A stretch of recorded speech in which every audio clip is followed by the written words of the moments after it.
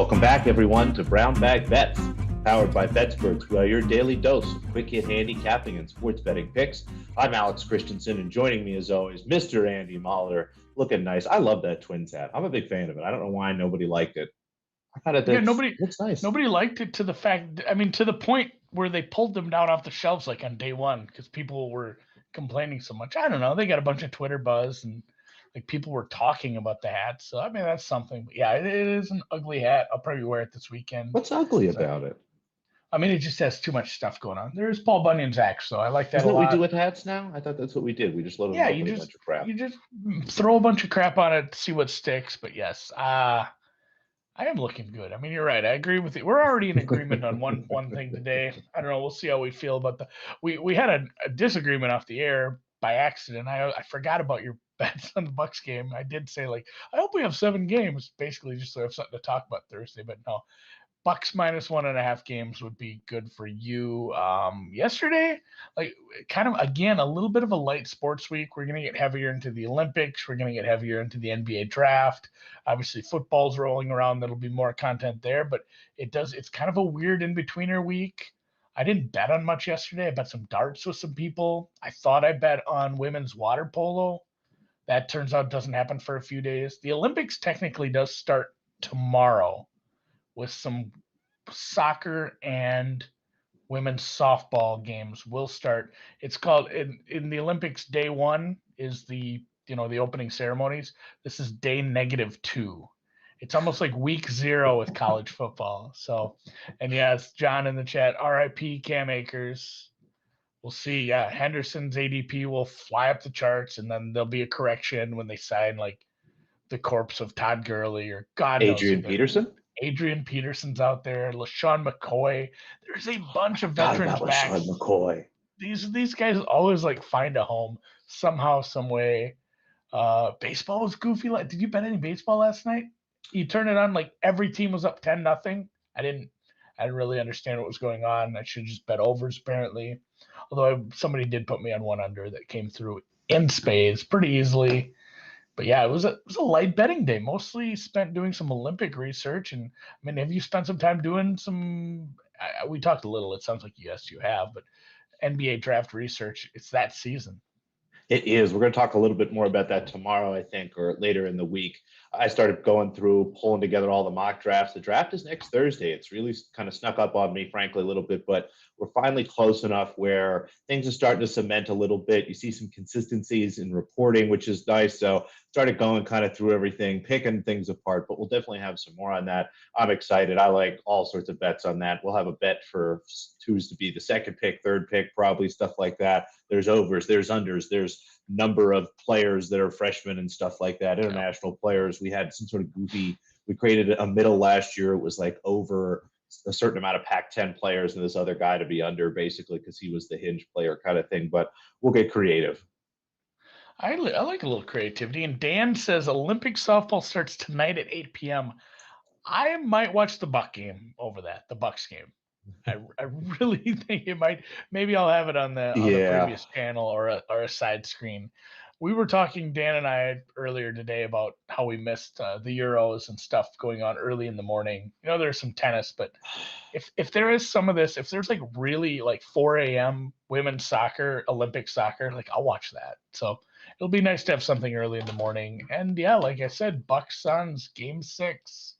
CP3 versus Scott Foster tonight. Are you feeling better? But like, it's a dumb ref angle and whatever. But like, are you feeling a little better about that? You have contradicting ref angles because we know that Scott Foster both is someone they bring in to extend series. Yes. There's also someone they bring in to destroy Chris Paul. So we've got two forces working against each other. Now, maybe this is an opportunity. The NBA went, wait a second. We can extend the series, and people might think Scott Foster likes Chris Paul. So there's some of that going on. But I try to tuck that away and put that aside because these are human beings. And if we're talking about it, they're all aware of it. That probably means they'll behave. Who knows?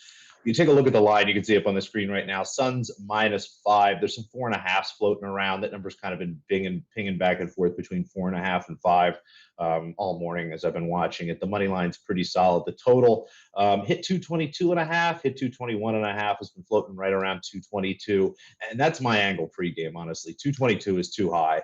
I go back and look at these. I think we talked about one of the games. The total was right around 219.5, and I said that's kind of where I have it. As I look at this game, I have it at 219 before I take into account, we should see some regression. The Bucks shot really well on the road, come home, even though they're at home and there's generally a positive regression there. I don't see how they do better than 57% from the field and 50% from three.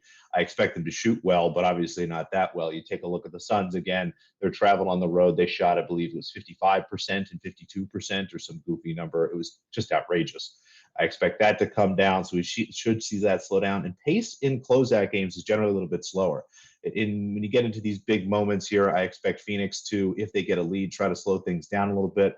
I also expect Phoenix to try to expand the ball movement a little bit on offense. They've been very Booker-centric, which has been good for Booker, but not necessarily good for them lately. So I think we'll see some longer possessions from them, and I'm curious to see what they do defensively. Maybe they'll play a little bit more zone. Just think it's going to be a slower game tonight, a little bit, less of an up and down pace. And obviously, I don't think they're going to both shoot over 50% from the field, or both over 55% from the field, actually, Andy.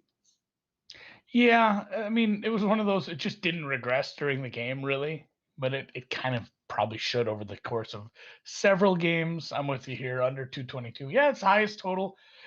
Being a higher, not by much. It's not like we had a 5-point adjustment, but being a higher total like this compared to some of the other games in a closeout game does feel a little strange to me. So I don't know, maybe if this gets ruined, it's ruined by an S load of fouls late in the game, and then we can have something to complain about with these refs. After all, in the long run, we will have something to complain about, I guess. So, and then maybe I think I'm with you here. But I don't think there's going to be a blowout. That's the other way you lose a lot of these unders here. But I think it's going to be close. It's going to be tight. You're right. Maybe we'll get some fouls here, and I'll continue. I'll finish my NBA year with just one basket loss on a total. But I think now that I talked about it, hopefully I reverse jinxed it. Yeah, live under 236, live under 238, live under 241. Yeah, that was last game. Got to live to like 245, I think. Continually smashing it. So, all right, well, we'll be watching, and I'll ride with you on the under. I think I need something to bet. And yeah, Matt brings up in the chat the Sox Twins showdown. Maybe I'll have that on the radio, man. Baseball's tough to watch when your team's not any good and nothing else matters. And the season's 200 games long, and it'll be a long time till we get to the playoffs. Like and everybody's getting hurt. Yeah. Or halfway through, I guess. 3M. Getting closer. Top 20 bets did horrible last week. Not a single one of them. One was close. And it was a bigger number, too. It really would have helped things out. But hitting 2 outrights, going 6-2 on the full tournament matchups, and everything else that went right turned out. I mean, I still made a decent amount of money. It was fine winning some outrights. The top 20s were a little bit of a hindrance, a little albatross around my neck, but a few guys. These were guys that were kind of borderline outrights. I didn't bet them outright. They were right there as far as people I was looking at. Keegan and Doug Gim, the Gim Reaper, kind of similar to me. Really good iron players, can't putt worth a shit. Very, very low in the field for putting. Getting them at plus 175 and plus 230. The putting might hold them back a little, but they're guys. It's gonna be an easy course. It's gonna be easy to putt on if they can get themselves in decent positions with the irons. These are definitely top 20 guys for me. Maverick McNeely, I had very high. I might still bet this man outright. I'm going to look and see now that some more numbers are popping up at a few places. The bookmaker numbers came out, and all 4 of my outrights I placed yesterday are lower prices. So I feel good about a market-making book having lower prices than what I bet at. That always makes me feel better than when I bet a guy at like 50-1 and then Chris opens him at 75 on Tuesday. Don't need that in my life. But Maverick McNeely does a lot of things right. Great off the tee. He's gaining a lot of opportunities and really doesn't. The weakest part of his game around the green, it's not going to matter here. Very downweighted, super downweighted for basically any of these courses on the garbage swing like this. And then Pat Perez, a little struggle bus off the tee sometimes. That's why he's a bigger number. Shop this around. I looked at 3 or 4 different books, and he was like plus 250 at one for this.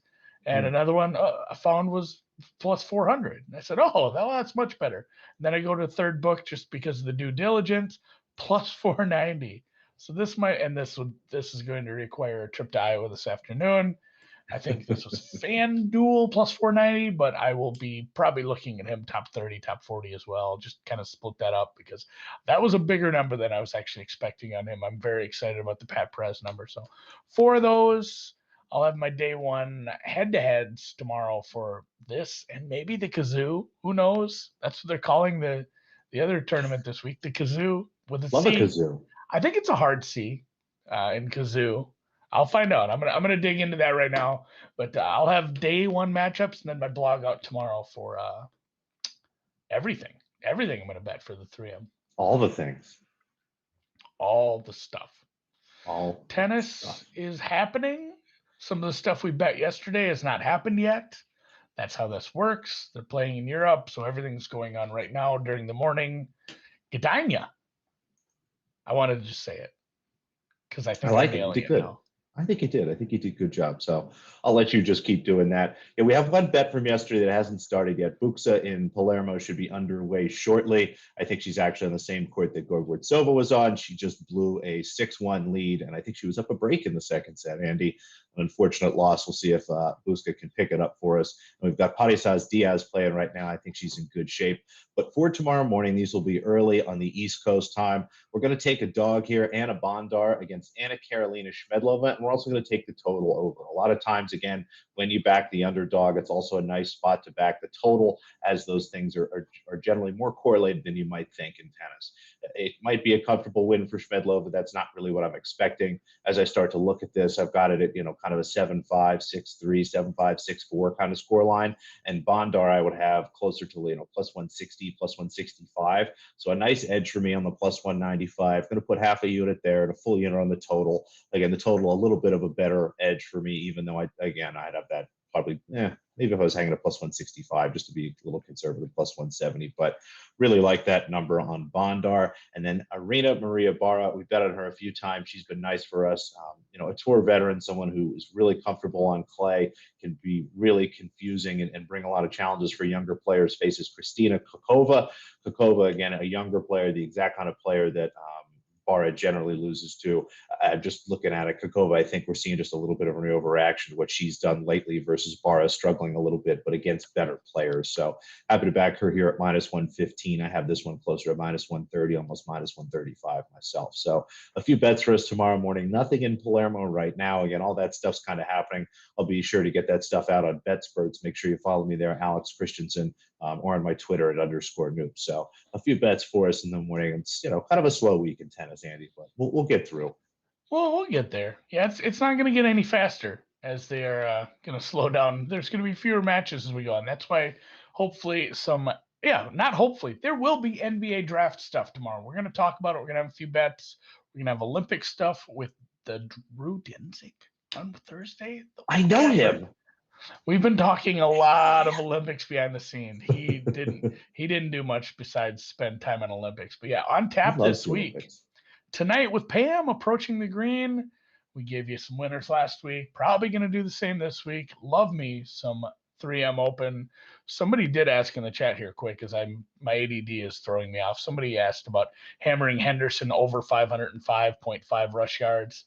That's going to be low, even if they bring someone in, even if they bring in a veteran. That's going to be really low. Like, it's probably 200 yards low now, just based on the usage he's going to get. So if you do have that market up for Darrell Henderson, you can probably feel pretty safe about taking that over, even if you wanted to come back in an under when it gets adjusted over the next few hours, days.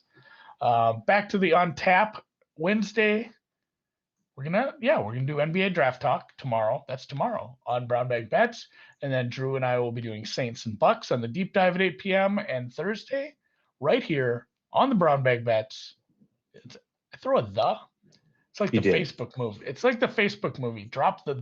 Just call it Facebook. We're just gonna call it Brown Bag Bets. We will have Drew. We wanted to do some Olympic stuff. We just don't have the bandwidth right now to do like a full deep dive. Maybe next week. So we're just gonna have a shorter conversation, discuss some of the medal markets, discuss some of the swimming markets, and honestly answer any questions. Really, if you guys have any Olympic questions, throw them in the chat. But Drew will be here Thursday, and then maybe even a baseball Friday. I don't know. Could be a fun week.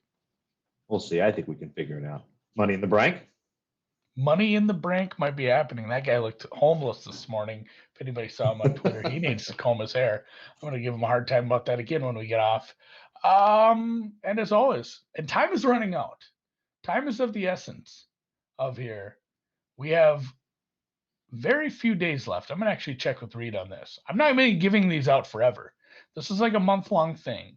You can't just get a tumbler. It's not till the end of time. This will end at some point, but so definitely sign up for a WinBet account, especially football's right around the corner. Get signed up. They actually have some pretty cool options for regular season win totals.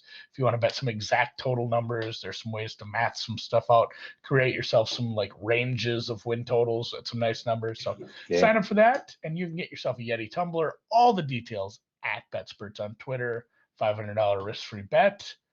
And yeah, we'll catch you tomorrow for NBA stuff. Alex is going to be leading the way on that. He knows a lot. Well, we'll see how the game goes tonight. I'll either be very happy or maybe a little concerned, but we'll have draft stuff. Lots. Draft stuff for sure.